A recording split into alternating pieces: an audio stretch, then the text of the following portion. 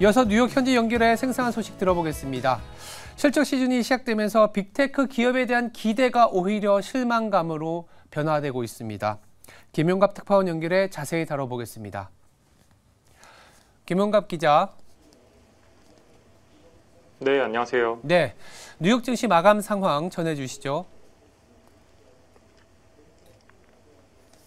네, 뉴욕 증시가 이틀 연속 일제히 하락 마감했습니다. 뉴욕 증권거래소에서 다우존스 30 산업평균지수는 전장보다 251.63포인트, 0.76% 하락한 32,784.3의 장을 마쳤습니다.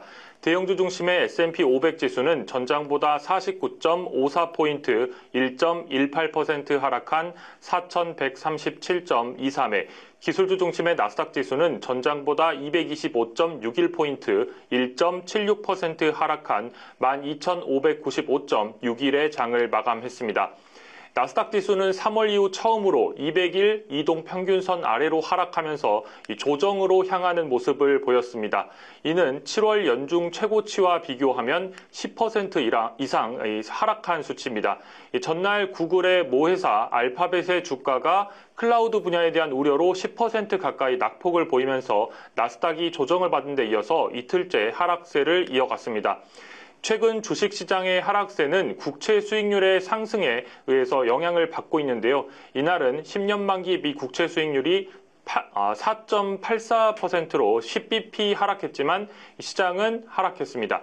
기업별로 다음으로 주가를 보면 전날 장 마감 이후 실적을 발표한 메타의 주가가 3% 넘게 하락 마감했습니다.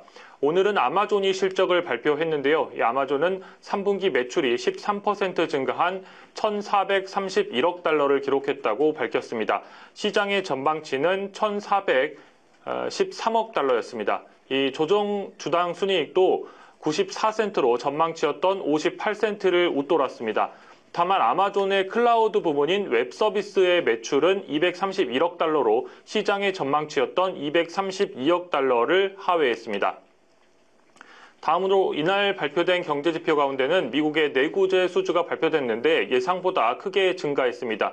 미 상무부에 따르면 9월 내구재 수주는 4.7% 증가했습니다. 이는 8월 0.1% 증가와 시장의 예상치였던 2%를 크게 웃돈 수치입니다.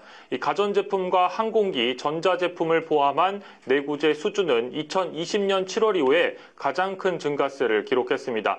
이는 규모가 큰 항공기 신규 계약 등이 포함된 수치이기 때문에 변동폭이 다소 크게 나타나는 경향이 있습니다. 다음으로 주간 경제지표인 신규 실업수당은 여전히 낮은 수준을 기록했습니다. 미 노동부에 따르면 지난 15일부터 21일까지 신규 실업수당 청구 건수가 21만 건으로 집계됐습니다.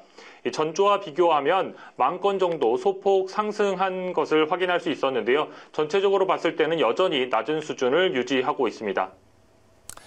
네, 한편 간밤에 미국의 3분기 GDP 성장률도 발표됐습니다. 연율로 4.9%나 성장했는데요. 관련 내용도 전해주시죠. 네, 미국의 경제 성장률이 큰 폭으로 확대됐습니다. 미국은 높은 물가와 이 차입 비용의 급격한 상승에도 불구하고 예상을 뛰어넘는 경제 성장률을 보였습니다. 미 상무부에 따르면 미국의 3분기 GDP 성장률은 연율로 4.9%로 집계가 됐습니다. 이는 지난 2021년 이후 가장 높은 성장세입니다. 지난 2분기 성장률은 2.1%를 기록한 바 있는데요. 2분기 성장률과 비교하면 3분기에는 2배 이상의 성장률을 기록했습니다. 시장에서는 미국의 3분기 경제 성장률로 4.7%를 전망해 왔는데 실제는 이를 상회했습니다. 이날 발표된 미국의 GDP는 속보치입니다. 미국은 GDP를 속보치와 잠정치, 확정치로 나눠서 3번에 걸쳐 발표합니다. 미국은 또 한국과 달리 분기 성장률을 연율로 환산해서 발표를 합니다. 한국은 통상 직전 분기 대비해서 성장률을 발표하는데요. 이번에 발표한 미국의 3분기 GDP 증가율을 이 연율 4.9%를 한국처럼 계산하면 전분기 대비해서 1.2% 성장했다는 의미입니다. 우리나라는 3분기의 GDP 성장률이 0.6%를 기록한 바 있습니다. 미국이 더 큰 경제 규모를 가지고 있음에도 불구하고 우리나라의 2배 수준의 성장률을 기록한 겁니다. 미국의 이 같은 성장률을 견인한 분야는 단연 소비였습니다. 이 개인 소비 증가율이 4%를 기록했습니다. 지난 2분기에 0.8%에서 크게 확대되는 모습을 확인할 수 있었습니다. 미국의 성장률에 대한 개인 소비의 기여도는 2.69%포인트에 달했습니다. 즉 여름 휴가철의 소비가 3분기 미국의 성장률에 결정적인 영향을 했다는 의미로 해석할 수 있습니다. 이 월스트리트저널은 가수 테일러 스위프트와 비욘세의 투어 그리고 영화 바비, 오펜하이머 등의 흥행이 미국의 소비를 끌어올렸다고 분석했습니다. 그리고 다음으로 FHN 파이낸셜의 크리스 로우 수석 이코노미스트는 이 같은 상황에 대해서 이런 강한 성장이 다음 주 금리 인상을 강요하지는 않지만 연준은 금리 인상을 고려할 수 있다며 연준은 이제 강력한 성장과 인플레이션이 목표치를 초과하는 상황에서 긴축 종료를 선언할 수 없게 됐다고 설명했습니다. 연준은 일주일 뒤인 다음 달 1일 기준금리를 결정할 예정입니다. 다음으로 3분기 개인 소비 지출 PCE 가격지수는 예상치를 밑돌았습니다. 3분기 PCE 가격지수는 전분기 대비해서 2.9% 상승했습니다. 이 가운데 변동성이 큰 식품과 에너지 비용을 제외한 근원 PCE 가격지수는 2.4% 상승했습니다.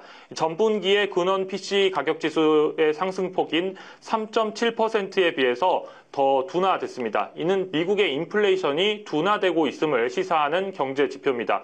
즉 미국의 경제 성장률은 높은 수준을 기록했고 물가는 잡히고 있는 경제 지표가 발표된 겁니다. 이에 대해서 제닛 옐런 재무장관은 데이터에 따르면 미국의 경제가 매우 잘 돌아가고 있으며 금리 인상 없이 경기 침체를 초래하지 않고 인플레이션이 완화되는 연착륙의 증거가 확인되고 있다고 말했습니다. 그러면서 이런 속도로 성장이 계속될 것으로 기대하지는 않지만 우리는 훌륭하고 탄탄한 성장을 지속하고 있다고 평가했습니다. 이 같은 미국의 나홀로 경제 호황이 4분기에도 계속되기는 어려울 것이라는 분석도 시장에서는 이어지고 있습니다. 인플레이션이 둔화되고 있지만 여전히 높고 고금리의 장기화로 인한 부담 그리고 학자금 대출 상환 재기 등이 소비에도 부정적인 영향을 줄 것으로 보고 있습니다. 이 같은 미국의 경제 성장률이 발표됐지만 시장은 크게 반응하지 않았는데요.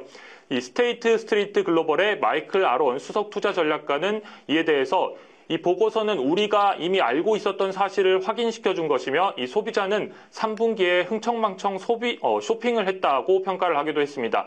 이어서 이 보고서가 통화정책 전망에 영향을 주지 않는다고 평가하기 때문에 시장도 크게 반응하지 않는 것 같다고 분석했습니다. 한편 이날 유럽중앙은행은 기준금리 동결을 결정했습니다.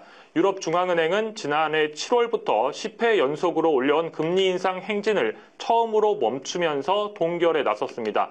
기준금리는 연 4.5%, 수신금리와 한계 대출금리는 각각 연 4%와 4.75%로 동결했습니다. 유럽도 9월 소비자 물가 상승률이 4.3%로 2021년 말 이후 가장 낮은 수준으로 둔화하면서 동결을 결정할 수 있었습니다. 크리스틴 라가르드 ECB 총재는 행동을 안 하는 게 행동이라면서 이 동결하기로 한 결정은 의미가 있다고 설명했습니다. 그러면서 금리 인하에 대해서 논하는 것은 시기상조라고 선을 그었습니다. 지금까지 뉴욕에서 매일경제TV 김용갑입니다.